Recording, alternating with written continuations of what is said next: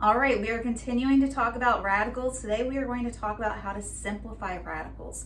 We've already talked about this yesterday with simplifying using perfect squares, perfect cubes, etc., or the other method, which is the birthday cake.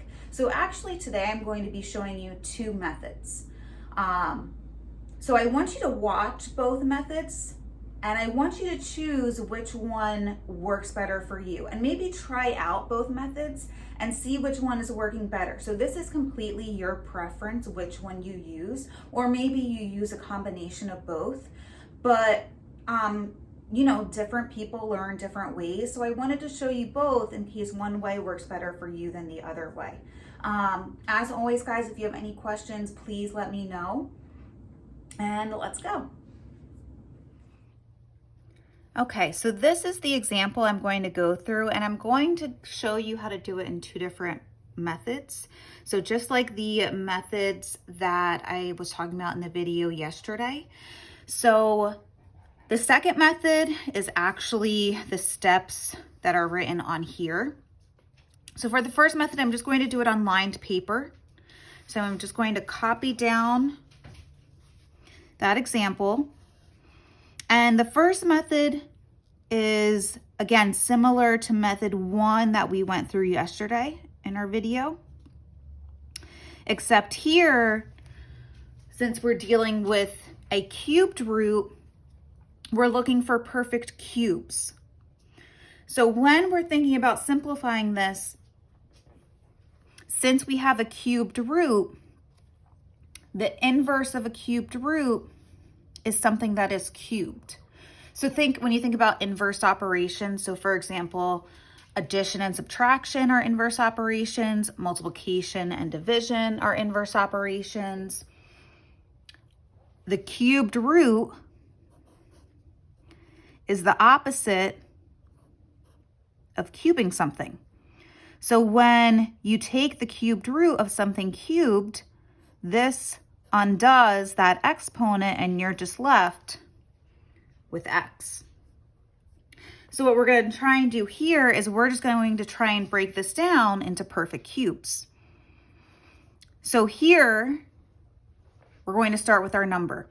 Now for the numbers, for just plain numbers, you can use that reference chart that you filled out yesterday. And in that reference chart, you want to look at the column that starts with x cubed. So you're looking for a perfect cube that 27 goes into. Now actually 27 is a perfect cube. Now I'm just going to rewrite this because 27 is a perfect cube and 27 can be rewritten as 3 cubed because 27 is the same as 3 times 3 times 3. Okay. X to the fifth. Now again, we're looking for perfect cubes.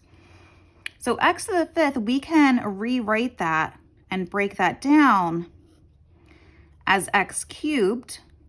Again, we're looking for exponents that match the index. I forgot to mention that. So exponents that match the index, because those will cancel out. And that's what we're trying to do. We're trying to get those canceled out so we could simplify. Now, however, we still have some x's left over. So how many x's do we have left over? Well, x cubed times what would give us x to the fifth? That would be x squared. So remember, when you multiply, you add the exponents. So 3 plus 2 would give us that x to the fifth that we had. And then y cubed can actually stay as it is because this matches the index, so that's fine. So now what we want to do is we want to simplify. We want to see what can we take the cubed root of, what can we take out of the root. So here we have the cubed root of 3 cubed. So we could take 3 out of the root. We have the cubed root of x cubed. We could take x out. We do not have another x cubed. We only have x squared. So that is actually going to stay under the root. And then we have the cubed root of y cubed. So y is going to come out. Now you want to check and see, can you simplify any further? Is there anything we can multiply out here? Can we simplify this any further? The answer is no. So actually this is your final answer.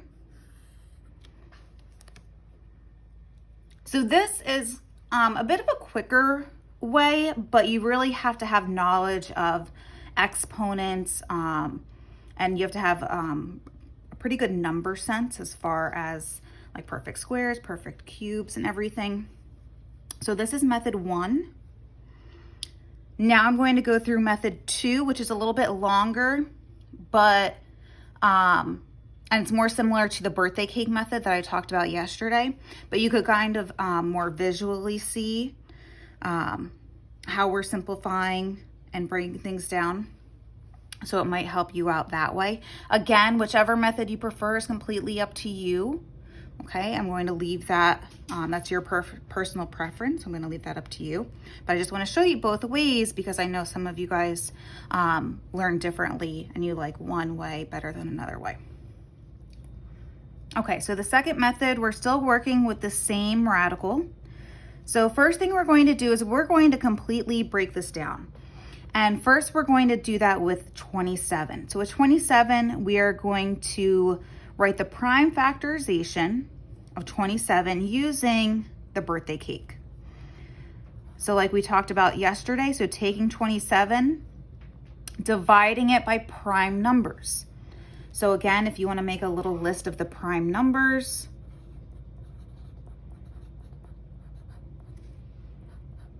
we don't usually go much higher than that. Okay, so 3 goes into 27 and then just dividing 27 by prime numbers. And you keep going until you get 1, your candle on the top.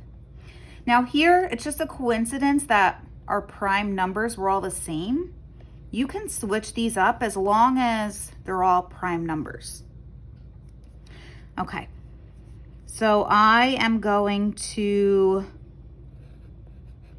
just rewrite 27 is equal to 3 times 3 times 3, because that's what we got here.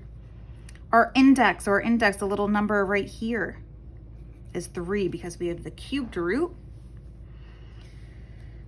So now we are going to completely break down our radicand, and we're going to circle groups of 3. So this depends on your index. So we're circling groups of 3 because our index is 3. So when we are breaking down our radicand, so we broke down 27. 27 was 3 times 3 times 3. Breaking down x to the 5th, that just means we're writing out x times x times x times x times x. So x times itself 5 times, and then y times a y times a y. So that represents a y cubed. Okay, so we broke down our radicand, and now we want to circle groups of 3, again, based on your index. So here we have 3 groups of 3. I'm sorry. We have one group of 3 3s. We have another group of 3 x's and another group of 3 y's. Okay, the number or variable of each circled group comes outside the radical symbol once. So I circled one group of 3s. So I'm going to bring a 3 out. One group of x's. So I'm going to bring an x out. And one group of y's. So I'm going to bring a y out.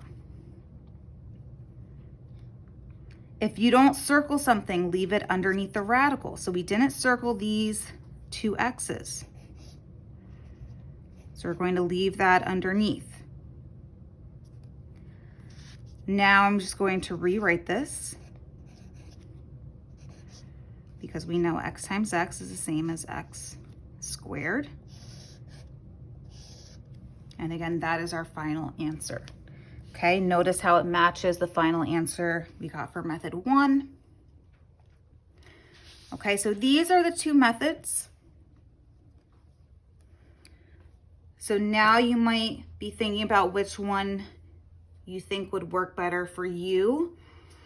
So sometimes it helps you to see it visually all broken down. Some of you just work better with exponents and your numbers.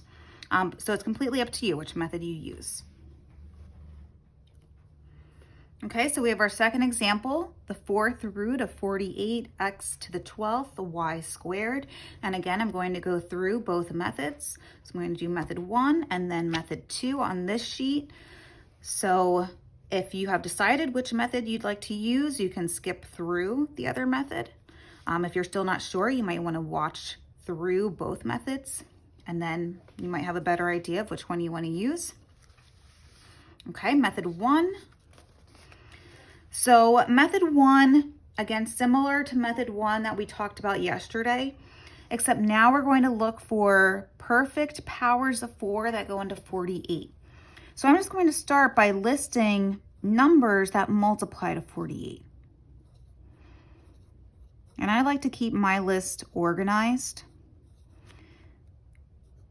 You guys use a calculator, just break down 48, factors of 48. And then now we're looking for not the largest square that goes into 48, but the largest power of 4 that goes into 48. So what that means, on that chart that you are supposed to fill in, under the column of x to the 4th, so you should have 1, 16, 81,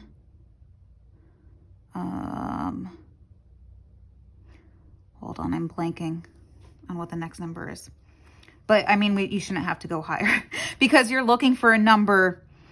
So the largest number on this list that also matches a number on this list. So actually, the only number that matches up is right here. So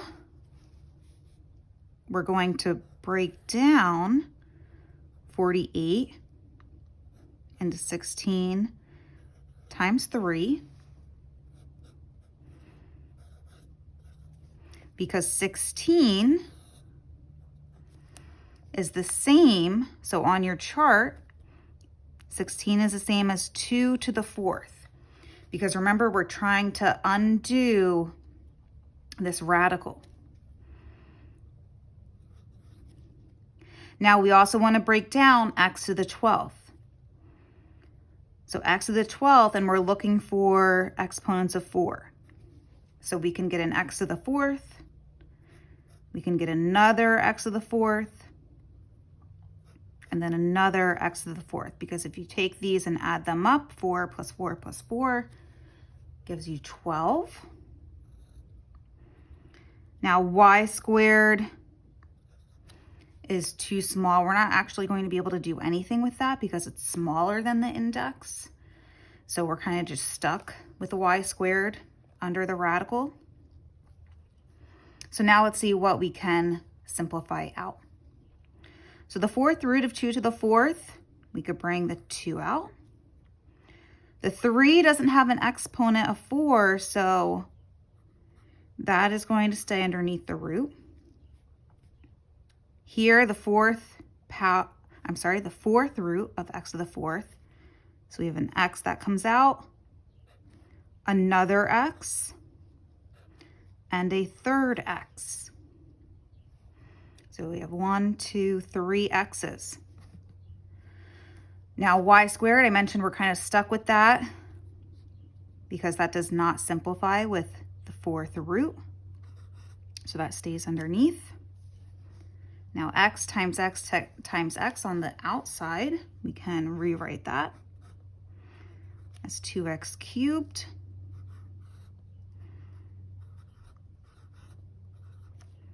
And the 4th root of 3y squared, and that is our final answer. Okay, method 1.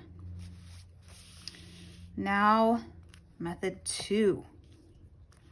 So again, method 2, so we're starting with 48, breaking that down using a birthday cake. Now 48, so for me personally, when it's an even number, I just like to start with 2 because I know even numbers are divisible by 2. And then I'll just keep going with 2.